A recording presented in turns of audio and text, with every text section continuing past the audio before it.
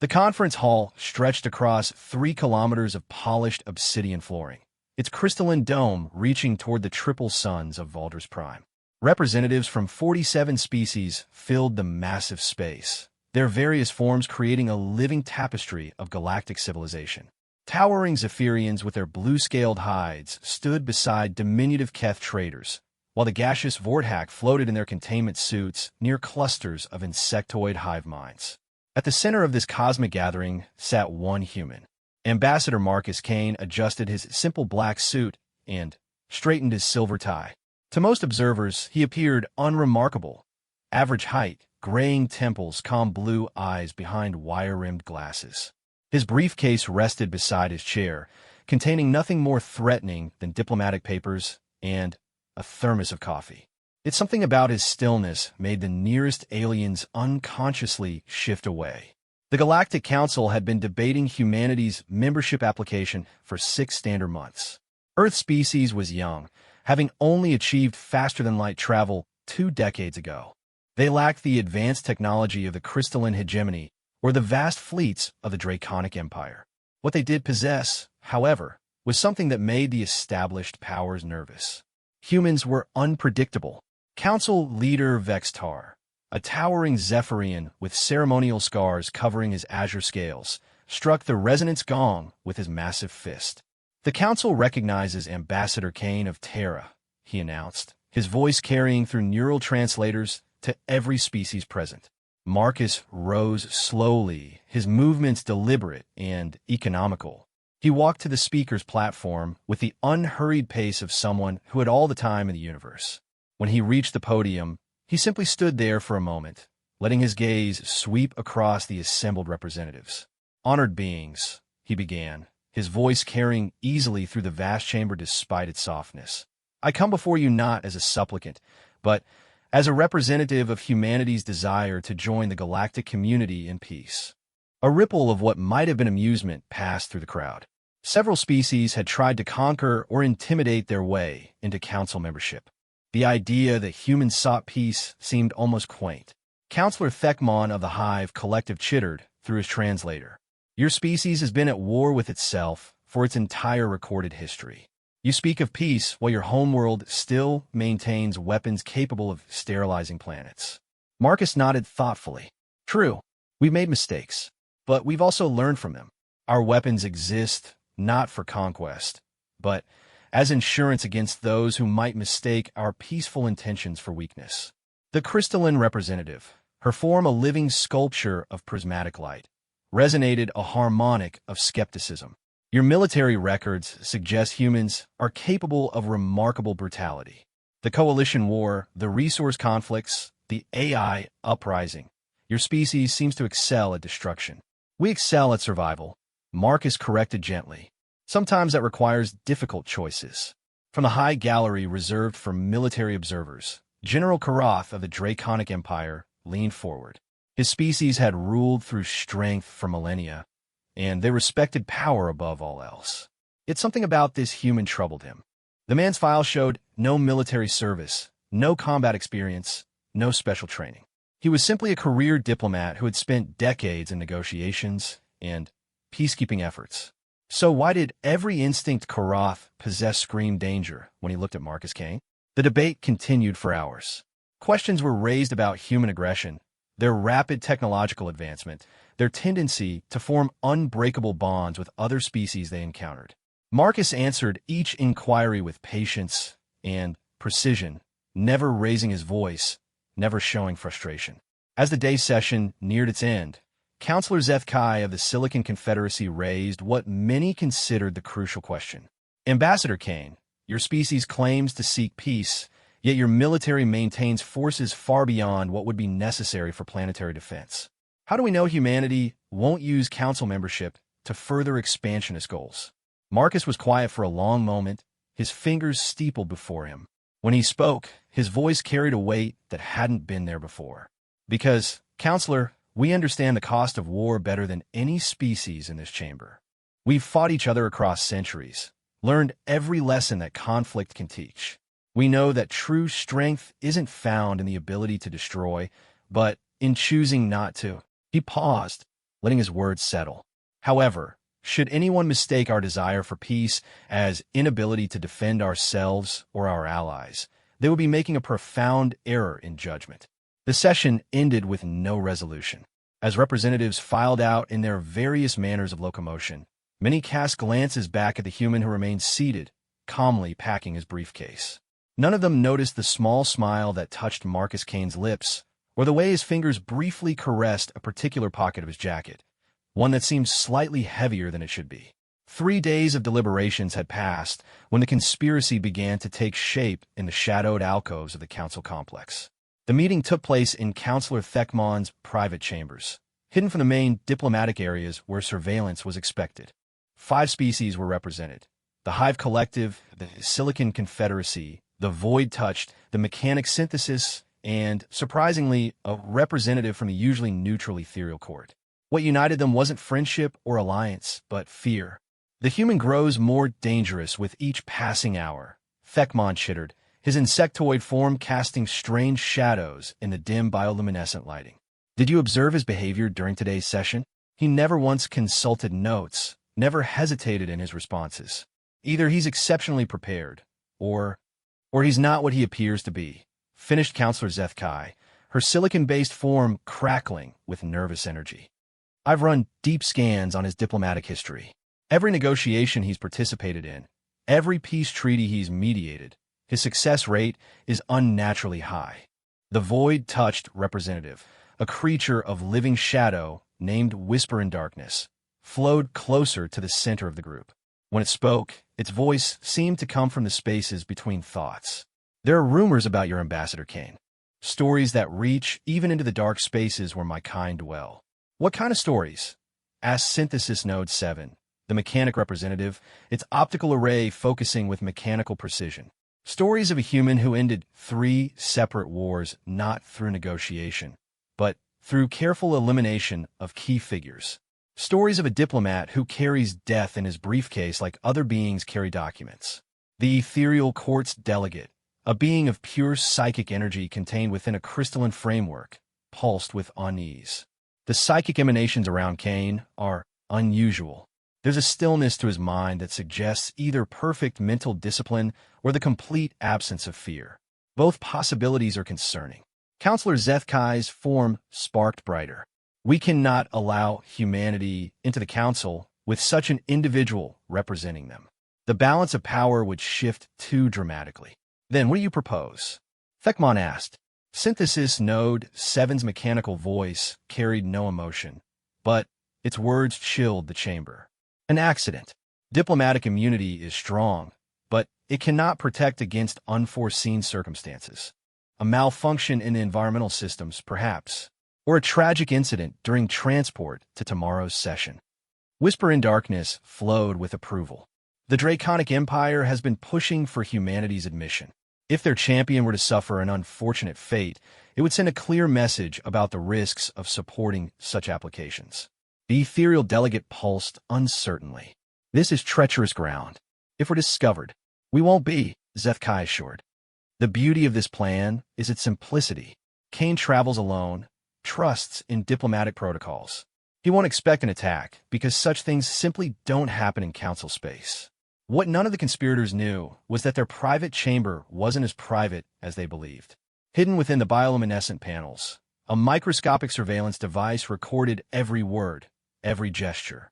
The device was human technology, so advanced that even the council's sophisticated sensors failed to detect it. Meanwhile, in his modest quarters 3 sectors away, Marcus Kane reviewed the day's proceedings with methodical precision. His laptop displayed detailed psychological profiles of every council member, updated in real time based on micro-expressions, voice patterns, and behavioral tells he'd observed during the sessions. A soft chime indicated an incoming message on a heavily encrypted channel. Marcus touched his earpiece, and a voice he recognized spoke in careful code words. The chess pieces are moving. Checkmate. 5 players have decided to flip the board. Marcus closed his laptop and walked to the window overlooking the council complex. The triple suns were setting, casting the crystalline structures in shades of amber and crimson. His reflection in the transparent steel showed a mild-mannered diplomat, but his eyes held depths that seemed to contain centuries of experience. "Copy that, Control," he murmured into his comm unit. "Maintain Overwatch. Rules of engagement remain unchanged unless I signal otherwise." "Understood. Ghost protocols are active." "Happy hunting." Marcus smiled then, and for just a moment, his carefully maintained facade slipped. The expression that crossed his features was neither diplomatic nor peaceful. It was the smile of an apex predator that had just scented prey. He returned to his desk and opened his briefcase. Inside, nestled among the diplomatic papers and treaties, were items that would have made his would-be assassins reconsider their plans. A pen that wasn't a pen. Glasses that recorded everything while providing tactical overlays. A thermos that contained something far more potent than coffee. And, in a specially shielded compartment, a small device that looked like nothing more than a silver coin, but contained enough concentrated destruction to level several city blocks. Marcus had served as Earth's diplomat for 15 years, but before that, he'd had another profession entirely. One that had earned him a different kind of reputation in the darker corners of human space.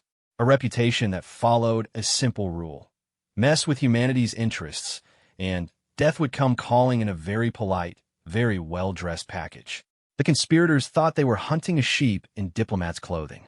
They were about to discover they'd cornered a wolf instead. The attack came during the morning transport cycle, when Marcus was being ferried to the council chambers for the 4th day of deliberations. The diplomatic transport was a sleek, automated vehicle that followed predetermined routes through the complex's transit tunnels. It should have been completely safe. The explosion ripped through the tunnel wall precisely as Marcus's transport passed the intersection. Superheated plasma and molten metal filled the corridor, temperatures reaching levels that would instantly vaporize most organic matter. The transport shields held for exactly 2.3 seconds before failing catastrophically. When the smoke cleared and emergency teams arrived, they found the transport completely destroyed, its molecular structure scattered across a 100-meter radius. No biological matter remained intact enough for identification.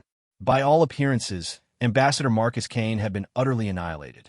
The council session was immediately suspended.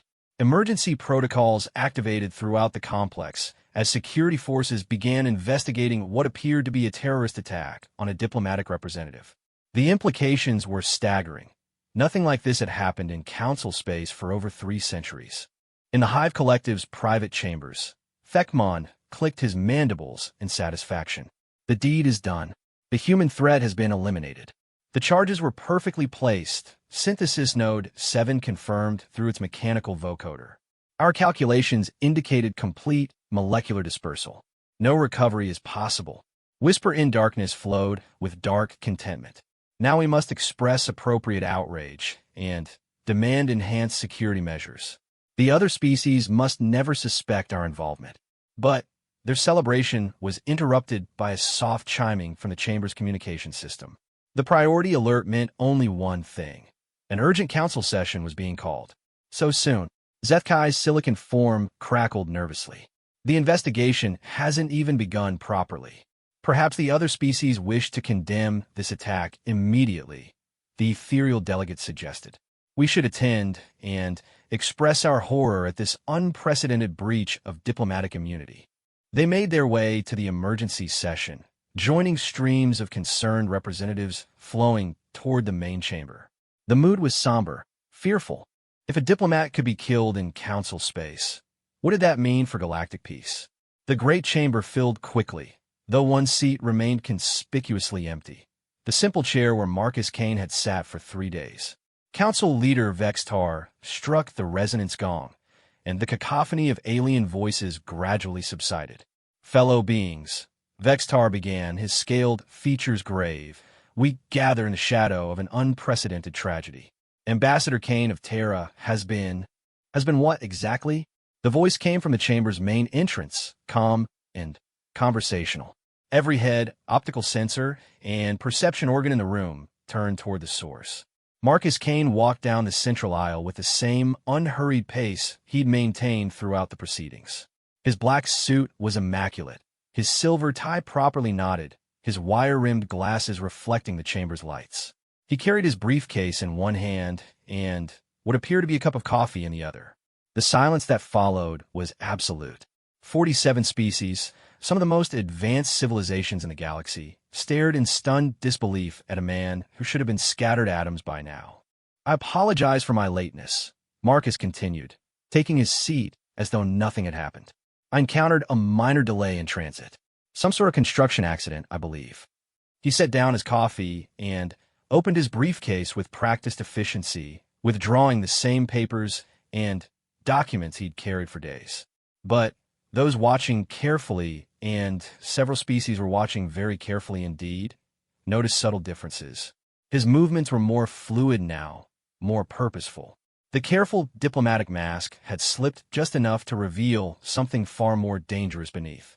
Thekmon's chittering filled the sudden silence. Impossible. The transport was destroyed. Complete molecular dispersal. You should be dead. Marcus looked up from his papers, and his smile was winter-cold. Should be, counselor? That's an interesting choice of words. It suggests you have specific knowledge about what happened to my transport. The Hive Collective representative began to backtrack frantically. I meant only that the reports indicated. Reports? Marcus interrupted softly. The attack happened 37 minutes ago. Emergency services have barely finished their preliminary assessment. Yet you seem remarkably well-informed about the specifics of molecular dispersal. Almost as if you knew exactly what kind of weapon was used. The chamber erupted in alarmed voices as the implications sank in. Counselor Zeth Kai tried to deflect attention. You're suggesting one of us was involved? That's preposterous. We're all bound by sacred diplomatic codes. Marcus stood and walked to the center of the chamber, just as he had 3 days ago. But this time, the assembled representatives leaned away from him instinctively. Something fundamental had changed about the human's presence. Let me tell you what happened this morning, Marcus said, his voice carrying clearly through the vast space. At exactly 0847 local time, a shaped plasma charge detonated in Transport Tunnel 7. The device was of mechanics synthesis design, using void touch technology for concealment, powered by Silicon Confederacy energy cells, and placed with the precision timing favored by Hive Collective strike teams. Each named species recoiled as if struck. The specificity of his knowledge was impossible to dismiss. The explosion was designed to leave no trace of my remains, making investigation difficult and providing plausible deniability for the perpetrators.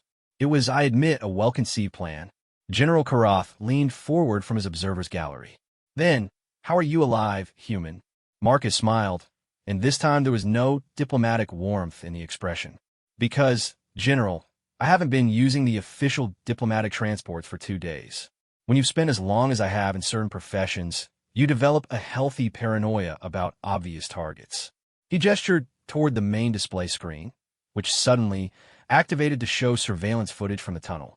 The assembled beings watched in horrified fascination as the explosion tore through the space where Marcus should have been. But, more importantly, Marcus continued, you develop an appreciation for the value of information. And for the past 72 hours, I've been gathering quite a lot of it. The display changed, now showing crystal-clear recordings of the conspirators meeting 3 nights ago. Every word, every gesture, every moment of their planning was laid bare before the entire council. In the stunned silence that followed, Marcus Kane's true nature finally stood revealed. This wasn't a diplomat who had survived an assassination attempt. This was death in a perfectly tailored suit, and he was just getting started. The revelations sent shockwaves through the chamber. 5 species representatives had just been exposed as conspirators in an assassination plot, their every word and gesture recorded in damning detail. But Marcus Kane wasn't finished. The surveillance footage you've just witnessed was gathered using human technology, he announced, his voice cutting through the chaos of alien voices. Specifically, quantum phase recording devices that exist in 11 dimensions simultaneously. They're completely undetectable by conventional sensors because they don't technically exist in our dimensional space most of the time. He touched his glasses, and the display screen shifted to show real-time tactical overlays of the entire council chamber. Every representative was highlighted with detailed readouts, biometrics, stress levels, weapon scans, even predictive movement patterns. For the past 4 days, I've been mapping every aspect of this facility and everyone in it. I know which of you carries concealed weapons despite diplomatic protocols. I know which species' physiologies are vulnerable to which atmospheric modifications. I know exactly 17 different ways to evacuate this chamber, and 43 ways to seal it completely. Synthesis Node 7's optical array, focused with mechanical precision. You're threatening the entire council? No, Marcus replied mildly, straightening his tie. I'm explaining why I'm still alive, and why threatening a human diplomat was a profoundly poor decision. The screen changed again, showing detailed schematics of the explosion in the transport tunnel. But now the technical readouts revealed something that made several representatives gasp in their species' equivalent of shock. The plasma charge that destroyed my transport was powerful enough to level 6 city blocks. It was deliberately over-engineered, designed not just to kill me, but to make a statement. The conspirators wanted my death to serve as a warning to any species considering alliance with humanity. Marcus walked slowly around the central platform, his hands clasped behind his back like a professor delivering a lecture. What they failed to consider is that humans have been dealing with assassination attempts for centuries. We've developed certain countermeasures. He stopped in front of Thekmon's position. The Hive Collective representative was chittering nervously, his compound eyes darting toward the exits. Counselor Thekmon, your species believes in collective action, shared responsibility. Yet you chose to act unilaterally against humanity. That troubles me. The insectoid being tried to maintain his composure. You have no proof of individual wrongdoing. The recordings could be fabricated. Could they? Marcus asked softly. He touched a control on his briefcase, and, suddenly, Thekmon's vital signs appeared on the main display. Your carapace temperature has risen 3 degrees since I began speaking. Your pheromone emissions indicate extreme stress. Most tellingly, your hive mind connection has been severed for the past 6 hours, a security measure used only when collective members are engaging in activities their species would not approve of. The revelation that Thekmon had cut himself off from the hive sent ripples of shock through the chamber. For his species, such isolation was tantamount to psychological suicide. Marcus moved to the next conspirator. Counselor Zeth Kai, your Silicon Confederacy prides itself on logical analysis. What was your calculated probability of success for this operation? The crystalline being's form flickered with nervous energy. That is, we merely discussed theoretical scenarios. 97.4%. Marcus answered his own question. Those were the odds your people calculated for my death. Excellent analysis, really. Your only error was assuming I was a normal diplomat. He pulled out his phone, an innocuous human device that suddenly seemed far more threatening in his hands. Would you like to know what my actual profession was before I became Earth's representative?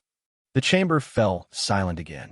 Even the background hum of life support systems seemed to quiet in anticipation. I was a problem solver, Marcus said simply.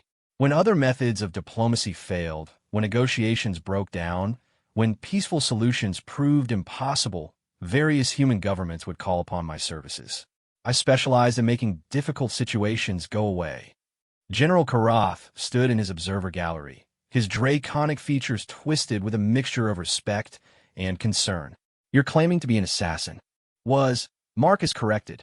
For 15 years, I handled the situations too delicate for military intervention, too sensitive for official channels. I eliminated threats to human interests with surgical precision and complete deniability. Then, I retired to pursue a more peaceful career in diplomacy. He smiled that cold smile again. Though apparently, old habits die hard. Whisper in darkness flowed desperately toward an exit, but stopped as Marcus's voice followed it. Counselor, your species exists partially outside normal space-time. Fascinating biology. Did you know that certain human-developed weapons can damage beings across multiple dimensional phases simultaneously? The void-touched entity froze, its shadow form rippling with fear. You see, Marcus continued, addressing the entire chamber now, the conspiracy against me was based on a fundamental misunderstanding of human nature. You saw a diplomat and assumed weakness. You saw peace offerings and mistook them for helplessness. You forgot the most important lesson about humanity that your own intelligence services should have taught you. He opened his briefcase fully now, revealing not just papers and coffee, but devices that defied easy categorization. Some hummed with energy, others seemed to bend light around themselves, and at least one appeared to exist only partially in visible space. "We are not a peaceful species that learned to fight," Marcus said, his voice carrying a weight that pressed down on every being in the chamber. "We are a fighting species that learned to choose peace. There is a profound difference." The temperature in the chamber seemed to drop as the full implications of his words settled over the assembled representatives. "The question now," Marcus continued, closing his briefcase with a soft click, "is whether the Council wishes to proceed with humanity's membership application, or whether certain parties would prefer to continue testing our diplomatic patience." In the stunned silence that followed, every representative understood they were witnessing a fundamental shift in galactic power dynamics. The mild-mannered human diplomat was gone, replaced by something far more dangerous. And somewhere in the dark spaces between stars, human ships that officially didn't exist were receiving new orders. The aftermath of Marcus Kane's revelation transformed the council chamber into a study in controlled chaos. Representatives huddled in species-specific groups, their various forms of communication creating a cacophony of clicks, hums, harmonics, and electromagnetic pulses that the translation system struggled to process.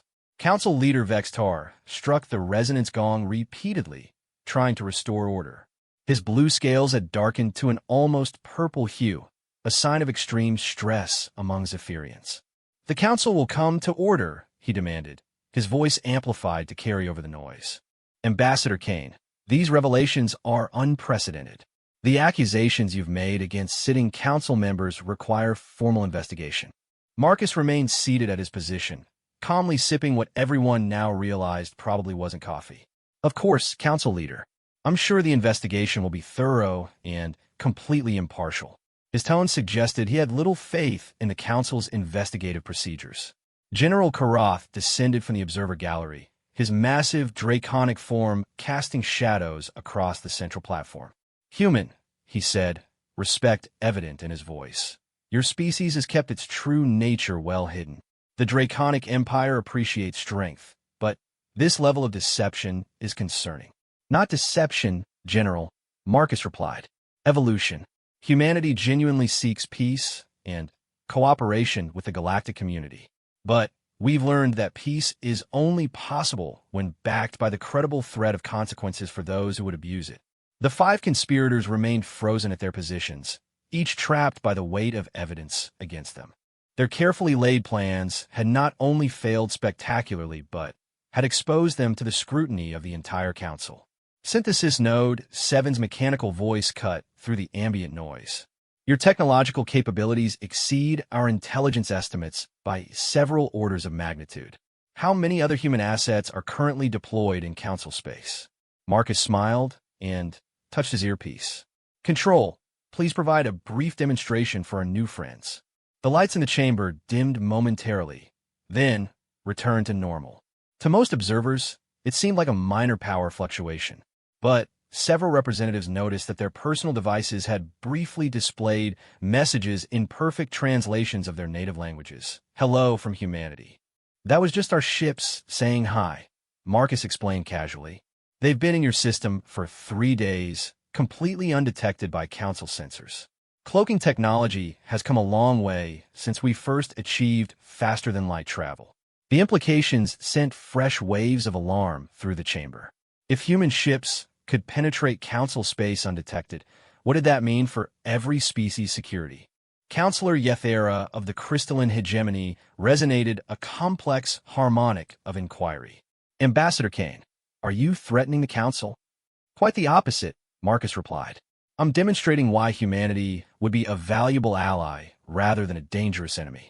The technology you've witnessed today, the surveillance systems, the dimensional recording devices, the stealth capabilities, these represent just a fraction of what we've developed." He stood and walked to the central platform one final time. "But here's what makes humanity different from every other species that sought council membership through intimidation or conquest. We don't want to rule you. We want to protect you." The chamber fell silent as the weight of his words settled over the assembled representatives. "The galaxy is vast, and full of threats that make our little diplomatic crisis seem trivial, Marcus continued. Dark matter entities that consume entire star systems. AI collectives that have transcended physical existence and view biological life as an infection to be cleansed. Ancient weapons left behind by extinct civilizations, waiting to be accidentally activated. He gestured toward the display screen, which now showed images that made several species recoil in horror, cosmic phenomena, and alien artifacts that existed at the very edges of known space. Humanity has encountered these threats during our expansion into deep space. We've learned to fight them, to survive them, to sometimes even negotiate with them. That's why we developed the technologies you've seen today. Not to conquer peaceful civilizations, but to stand against the darkness that wants to devour us all. General Karath leaned forward, his predatory instincts fully engaged.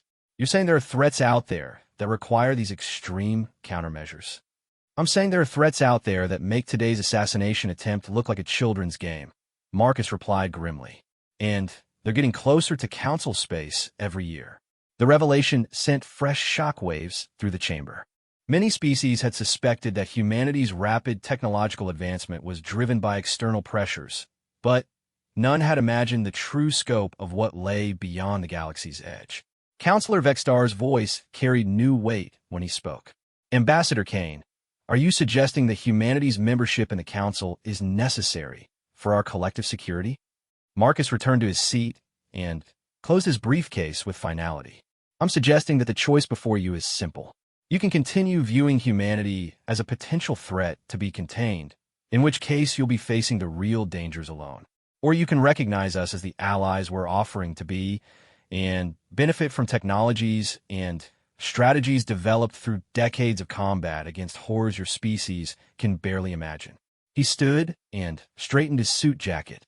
The conspiracy against me today was based on fear of what humanity might become. I hope the Council will choose instead to consider what we might accomplish together.